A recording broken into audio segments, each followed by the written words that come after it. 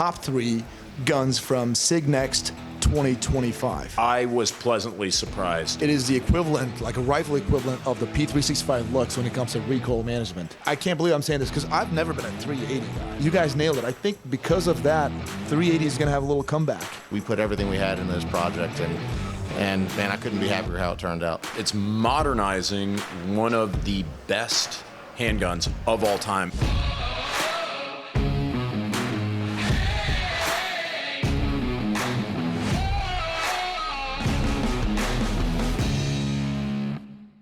Hey dude, my eyes are up here. There we go, okay. Welcome back to Class Farms, guys. Kai over here, and I've got my friend Phil Strader from SIG Sauer here. Hello. And that's it. And in this video, you know, James Reeves, I forgot, from TFBTV. Just here to clean up after you guys. You need anything? Fine. James is here too, guys. If you guys don't know him, it's TFBTV. Anyways, in this video, we're gonna talk about, here we are, obviously, SIG Next 2025. What, Epping, New Hampshire? Right now we're in Portsmouth, New Hampshire. Portsmouth or Portsmouth? Portsmouth. Portsmouth. This video is never going to end. All right, so. All right, golf hell of a start. And today we're going to talk about those top 3 guns from SIG Next 2025. A lot of guns were obviously unveiled today, and we just picked our top 3, and we've got our list. I've got mine right here. Phil's, there we go. And with that being said, I'm going to go right into it, and my number 3 is going to be the 5.16 Mohawk. That is a 5.56 gun, and the reason I'm picking that one is, in my personal opinion, that is the softest recoiling 5.56 rifle, or rifle, you guys ever made. In my personal opinion, I've felt an AR recoil like that, which was heavily modified, and that's Ryan's personal AR. Other than that, factory AR, I've never felt them to recoil that soft. I know, granted, it had a suppressor on there, which they unveiled a bunch of suppressors, but still, it just was very well balanced. And obviously, side charger, traditional charging handle, I loved it. That's my number 3. Okay. My number 3, and honestly, I have a feeling that we're going to share a few guns, so I'm going to save my comments for that one. Okay. My number 3 was the 365 Lux. It was a 365, all metal 365, our first metal grip in the X shape. So it takes a 12 round mag flush, which is what I carry. I carry an XL. I love that feel. I love that size. But it has a standard pick rail, and it shoots 380. It's a 380 auto, and it has an integrated slide compensator. And man, you put all that stuff together, and holy cow, that gun shot so well. It's just so flat. It's just weird how well it shoots. It doesn't feel normal, and I love everything about it. It makes me want to carry a 380 again. So I loved it. I thought it was great. One of my favorite guns. I mean, if you ever talk to me and say, hey, I have 1,000 rounds of whatever caliber you want, what do you want to do? And first I'd ask, well, is there 250 available? No? Okay, then I will take 380 and I'll shoot the 365 Lux. So that was my key. That was pretty good. What about you, James? No, great pick. And for what it's worth, I think it is worth mentioning that Phil Strader is a phenomenal champion shooter. Great guy too. So if you guys aren't familiar with Phil, like, he's not just a pencil pusher. Well, he is, but he's been at SIG for 10 years, and he's a phenomenal shooter. So for him to say that, it means something. It means something. But I'm going to also go with the 5.16 Mohawk. I like the fact that, again, you're talking about almost like the B&T APC and SPC, like the difference between those two, where you've got the buffer tube, and it makes that additional difference. So, of course, the recoil assembly isn't in the stock of, say, the MCX. So when you have a gun, like a piston-operated firearm, like the 5.16, you've got the buffer tube, buffer spring, all that shit in it too. I agree with you, very soft recoiling, and then wisely borrowing from the MCX DNA with replaceable wear points inside the receiver, such as the feed ramps, the cam path, everything, and then, of course, the side charging handle. So I was pleasantly surprised. It wasn't even on my radar. I was looking forward to seeing it, but I just thought it was going to be like a new handguard, honestly. So it was cool. I was impressed. Yeah, that was also in my top 5 SIG guns of all time video, which which was is going to be featured over at TFB with James Reeves and all that. Definitely check that out. That's how much I loved it, where it hasn't even proved itself, and it made my list because I really have faith that it will be one of those guns, right, for the price point. But number 2 is going to be for me P365 Lux, chambered in 380. There you go. Now, I can't believe I'm saying this because I've never been a 380 guy. I did carry a Ruger LCP 380 a long time ago with like 25-pound trigger, just horrible gun. Like it just sucked. But you know what? It was just so little. I just carried that in my pocket. 380, terminal effects has been in question. But honestly, when you look at the ballistic gel tests, especially with certain ammo, defensive ammo, it actually does pretty well on terminal effects. And the way that thing recoils, you would think that you're shooting a 22 caliber handgun. I've got a video of me in slow-mo shooting that thing. That slide, that muzzle is not rising at all. And I sincerely mean this. You guys nailed it. I think because of that, 380 is going to have a little comeback.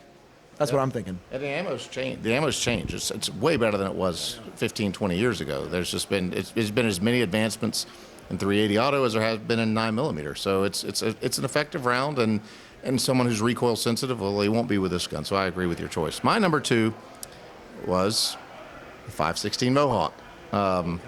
I saw this rifle for the first time, and I knew that if it shot as in my experience with that similar platform, the original 516, if it shot as good as that, in this case it shot better.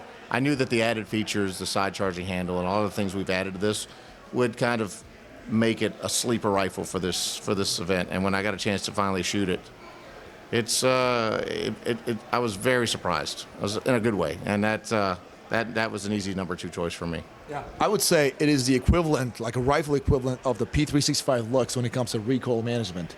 That dot just stays there. So, James? I'm going to say, I know you guys aren't going to have this on your lists, but I liked the P226X. I'm a 226 guy. Look, it's incremental improvements. It's modernizing one of the best handguns of all time, if not the best. I mean, I will say probably the best metal frame handgun of all time. Probably the best DASA handgun, hammer-fired handgun of all time. And little modernization, improving the ergonomics, improving the controls, making it readily convertible from single action only to DASA if you want to. Optics readiness, night sights, basically taking it and not overhauling it like, oh man, we got to start from scratch. You don't. That's the wonderful thing about it is the 226 is a proven firearm. It's incredibly reliable, and I like it. I hate it when people feel like they have to be obligated to push the envelope and to do something totally, we're going to burn it down and start from scratch. What I like is there were thoughtful incremental improvements to a design, and because it wasn't a big showstopper, and because it wasn't brand new and wasn't neon pink or whatever the fuck, that everyone kind of ignored it. But for me, the subtlety was part of the reason why I liked it. So it's my number 2. Yeah, that's good. That was my number 4. That was going to be, if we could do top 4, I would have done that one. That's actually probably the gun I'll be using in production vision next year if I shoot. So, you know what? I definitely drank the Kool-Aid on that one. Yeah, we shot it today, and we did that, the 5.55 drills. Holy crap, how incredible that thing shot. Intuitive. It very well balanced, awesome gun. It is a sleeper, too. I really think so. Like, I'm looking at my list. I'm proud of my list, but you're right. That is something I didn't think about. So that's a very good pick. And that's what I'm saying is not everyone thought about it, because again, it's like it was the incremental improvements. I also neglected to mention the trigger. So the trigger feels the same but different. It almost feels like whenever you get the performance trigger put in like 20 years ago. That's what it felt like to me. So I liked it. Yeah, good pick, good pick. And my number 1 is going to be a very obvious one, and I'm pretty sure, I think we're all probably gonna have the same one, but I'm assuming so. P211. So it's the double stack 1911 platform from 6 Hour. Integrated comp, a brand new different comp system, which I love how you guys attach that and how the gases exit and all that. P320 magazine, which is absolutely proven with a 23 round option in there. And 2011s are known to have the grip safety and obviously your little thumb safety, but not really an internal firing pin block safety, generally speaking. And you guys also did that, which is incredible. So, and the way that thing shot, listen, I'm going to be first one to admit, I knew it was going to be a good gun. Like, I had no doubt. I told the guys, I was like, you know what, I'm sure it's going to be great, but there's no way it's going to be at this level or that level, right? And that doesn't mean I was saying anything bad about it. It just completely changed my expectations. Like, you guys went above and beyond. It is, you guys are going to have to check it out yourself. And I'm not saying this because obviously Phil is here. We're going to check that gun at Classic and we're going to do some stuff, comparisons. I think that gun, for the price point, like $2,300 MSRP, whatever, in that neighborhood, for what it is going to affect the market significantly. 2011 market or double stack 1911 market. That's what I'm thinking. I agree. I agree so much. In fact, my choice is the P211.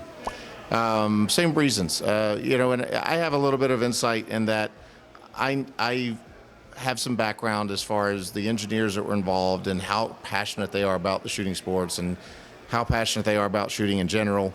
I mean, they love this industry. They love those guns. A lot of them own staccatos, and a lot of them have modified staccatos to a degree to, well and above where most people would do it. So their goal was to create a pistol that was ready to go right out of the box, and something that was repeatable, and something that was reliable, and something that had Series 80s parts but did not affect the trigger. And so there's been a lot of thought about how like you mentioned, how the compensator attaches, how to ensure it never comes loose until you take it off, until you want it to come loose. We thought of everything, and I couldn't be prouder of that product and the way it shot and the way everyone shot it. I think it was definitely exactly as expected. It was the gun that everyone's been asking for, and we knew that, and we didn't want to let them down. So we put everything we had in this project, and man, I couldn't be happier how it turned out. Yeah, like literally on my personal brand, my Turkish audience were messaging me today on Twitter, like multiple messages. Hey, we heard that P211 came out. These are Turks from Turkey. How is it? What do you think? Have you checked it out yet? Like, the word has been spreading around. Yeah. I agree with all the comments. It's going to be disruptive at the price point, especially the optics pack. I think $27.99, including whatever Romeo, Zero, Echo, Foxtrot, Delta, optic, whatever. I can't. X, triple X, Charlie XCX version. Again, at that price point, compared to everything else that's out there that's substantially more expensive, that this gun is better than, going to be disruptive. But I went with the P365 380 Lux as my number one. Because he knew. He was like, you know what, these motherfuckers are going to pick those. Yeah. When I'm making the list, I'm not being a contrarian for the sake of being a contrarian. Yes. When I'm walking around and I'm doing the shit, I mean, Phil, I've been buying guns from SIG. I had my first FFL 21 years ago, and I was buying guns. I was buying guns before, 11 years before you even started working for SIG. I was buying guns from SIG. So he's cool. So yeah, what I'm saying is when I'm looking at guns that today, all the guns that I've seen before, all the shit that the new stuff. Stuff that's already out there in some other way, shape, or form. Nothing really, I don't want to say nothing. It's 2011. I'm not going to buy a 20. I'm looking at this like, what am I going to buy? What am I, James Reeves, going to buy? I don't shoot matches. I'm not a 2011 guy. I'm not a 1911 guy. I'm not an any 11 guy. But man, for the same, you guys are mad at me for saying that Where I'm agreeing with you. I'm mad at you because you're wearing those real short shorts. Yeah, no, I did it just for you guys. Like literally, I'm uncomfortable right now. But Can we take a little his shorts right there? See what's going on, guys? Do you see what we're dealing with? I'm trying to distract from the knowledge getting dropped on you right now, which is that. No, I'm kidding. I'm kidding. No, and again, like if you polled the audience, they would probably agree with you guys. They would until they shot this gun. So, and Phil, you know it in your heart to be true because all the instructors, all the guys coming up, hey James, good to see you again. Hey man, what'd you think was the best gun? And I'm like, I think it was the P380 or the P365 380. You know what? That looks, no. They'd go. Listen, yeah. No. I mean, you're about. This is a very important point here, and you're just let me get through it, and they'd look around, they go. That's what we all thought too, man. They would say they were like, dude, we all thought that. Dude, here's the deal. You're right. I think that gun is going to outsell the P211. I didn't say that. I think it's going to, for the price point and what it offers, defensive, concealed carry. My personal opinion, I think it's going to. I don't think it is, but I mean, definitely not the We'll Lux. see. We'll see the numbers. Definitely not the Lux version. Wait, what's the price point on that one? I don't even know the MSRP. It's under 1,000. I think it's like $999, but that said, That's 1,000. I mean dude, it's got that like metallic paint job on it, whatever. It's like, Hey, we'll see the numbers. I really think, I'm a 9mm guy, but I think that 380. I'm agreeing with you. It is an incredible gun. It was a lot of fun to shoot. I think it's going to outsell. But in the 2011 world, that little competition, that P211 is going to disrupt that market. That's what I was trying to say. But I agree with you both. I agree with what you're saying. And as I mentioned, if someone gave me 1,000 rounds, I didn't say I would have taken 9mm and go shoot the 211. I would still shoot the 380 Lux because it is more fun to shoot. But here's the reason I didn't pick it. And this is a totally honest Sig Sauer, not representative Sig Sauer answer by any means. But listen, if you take a metal grip module and you take a integrated slide compensator and you put it in a 380, guess what's not going to happen? Recoil. Yeah. So it didn't. I mean, I don't want to say it didn't take innovation to make this happen, but because it did. It was our first AXG. It's our first AXG version of this grip, so we did do some work. But the way we moved the 2011 or the high cap 1911 game forward with some of the advances we made are unique to the 211. And I'm not saying that the Lux isn't unique, but what I am saying is the 211 stands out over a competitor's 2011 more so than if I were to take a whatever XYZ carry 380 and build a similar version of it with a different company. So I definitely agree. I enjoyed shooting the 380 more because it was just so much fun to shoot. But I think from an impactful purpose, from a overall standpoint, I picked the 211 for that very reason. Now the 365 may outsell it just because it's a 365. Yeah.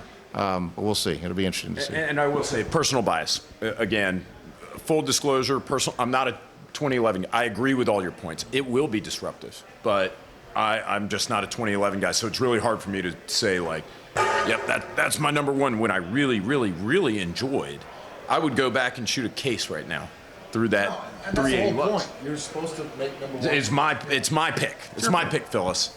Come on, it's 2025. Let me live. Let a man in short shorts Relax. pick a 380. It's okay. It's okay. Well, you know what, guys? All right. You know what? Yeah. P365 Lux. That was the best thing. Yeah. I'm changing my list right now. Relax. Whatever gets me out of here alive. Whatever it says. 365 Lux. Guys, let us know your thoughts in the comment section. What do you think about this based on the footage you guys have seen so far, hopefully, or if you have any experience by now with these products. And if you don't, definitely check them out and let us know your thoughts then. Guys, Phil, thanks a lot for your time. Appreciate it. I'm honored, guy. Thank you. Yeah, honor's mine. Guys, take care. We'll see you on the next one.